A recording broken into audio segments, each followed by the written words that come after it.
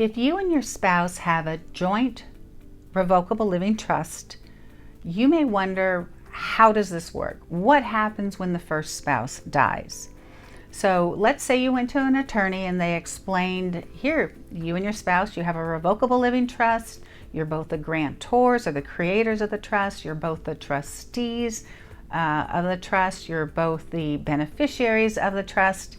And the trust is intended to avoid probate on the first spouse's death and on the second spouse's death.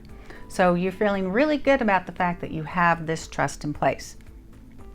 Next step, what happens when the first spouse dies?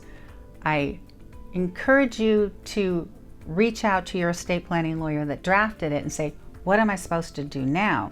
Because there are steps required to administer the trust on the first spouse's death. And a lot of times people don't do this. Why not? Because there's no probate required, so there's no necessity to reach out to the lawyer because everything is in a trust. And so oftentimes people either don't want to, they don't want to pay the fees for the lawyer, or they simply don't understand that they should ask for help when the first spouse dies.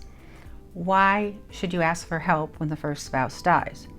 Because when the first spouse dies, their share of this revocable living trust typically will now go into another trust within the revocable living trust, but it is an irrevocable trust now. And that's for purposes of tax planning or to ensure no disinheritance in the future of any kids, etc. So there'll be at least two trusts now, and the one that is the deceased spouse's share will actually need to get its own tax ID number because it's an irrevocable trust and it is not considered within the estate of the surviving spouse. So this probably sounds complicated because when you got your revocable living trust, one of the advantages or benefits appears to be that it's super simple and you don't have to do anything else other than fund it when you get it. And then there's probably not enough emphasis, I think, put on the fact that when a spouse dies, you need to reach out to an attorney because there is work that must be done so that this trust operates as it should with the creation of a new trust.